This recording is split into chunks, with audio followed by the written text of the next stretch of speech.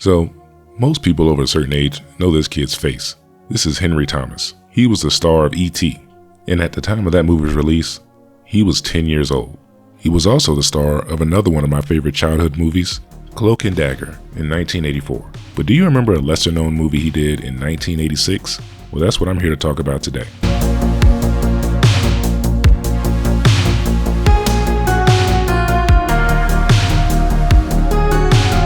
Frog Dreaming, also known as The Quest, was filmed in Australia and released in the United States in May of 1986. I first saw it on cable, and it's pretty difficult to find any real box office information about this movie.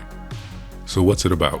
Well, Henry Thomas plays a character of Cody, who tragically lost his parents, and he's in the adoptive care of his dad's best friend, who happens to live in Australia.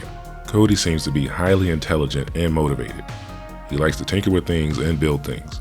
However, this leads him to a dangerous and potentially deadly obsession with a local Aboriginal legend of the Donkegin. Now, I remember loving this movie back in the 80s, and I hadn't seen or thought about it in decades. It honestly just kind of popped up while I was researching something else, and I was like, oh yeah, I remember this movie.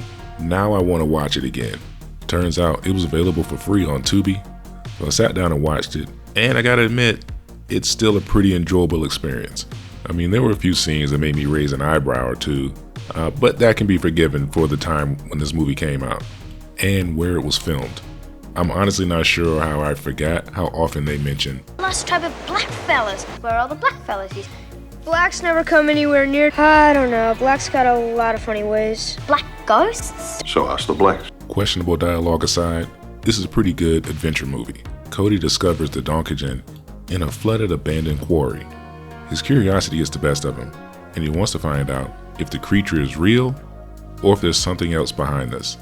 Now, one thing I gotta mention, as much as Cody seems like a really smart kid and plans ahead, I don't know why he didn't just take a set of swim trunks to this quarry, because there are like 3 or 4 occasions in the movie where he just dives into this water with all of his clothes on, Nikes and everything. It doesn't make a lot of sense for a kid this smart.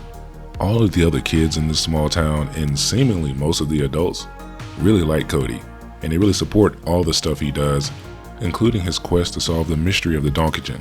This leads him to seek out the Aboriginal community for help, which pretty much leads to a dead end, and Cody has to try to figure out this mystery on his own.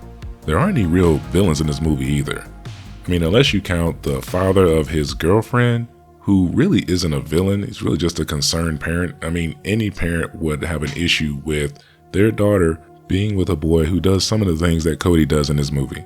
Cody eventually comes up with a plan and creates a pump to supply air to his DIY diving bell so that he can explore the bottom of the quarry to really figure out what the mystery of the Donkegin actually is. Of course, he still does this after being warned by his guardian to not go near that quarry anymore. I mean, for a kid this smart, he's also kind of an idiot. This is extremely dangerous. The only other person he tells about his plan is his girlfriend, who he gets to help. But after an accident under the water, she has to leave Cody behind, thinking that he possibly drowned. She rides back into town to get help. The people of the town and Cody's guardian are devastated, thinking that he drowned. They come up with a plan to drain the quarry to recover the body. Not long after, Cody's girlfriend figures out Cody could be alive, trapped in an air pocket under the water. It seems that Cody had figured out that the Donkegin wasn't some mythical creature. It was actually an old piece of mining equipment, and whenever enough air was trapped underneath it, it would make the machine rise up out of the water partially, giving it the appearance of the head of some giant creature. She alerts everyone that Cody could still be alive, and a new search begins. They get divers to go down into the quarry to check for signs of life. They find the old piece of equipment, knock on it, and then they hear a return knock. This is when they realize that Cody's still alive. They're able to pump air under the machine. It rises up. It reveals Cody's trapped, but he manages to escape while the machine is out of the water. As far as adventure movies targeted at kids in the 80s, this one isn't the best, but by no means is it the worst. It's a pretty good watch. I'm guessing this movie would have done better had it come out after Crocodile Dundee. Crocodile Dundee came out in September of '86, and like I said, this movie came out in May. If it's the other way around, I think this movie would have done better because there was kind of like a little Australian craze after Crocodile Dundee was released. But anyway, Hopefully this video shed a little light on a movie that you may have completely forgotten about or never heard of.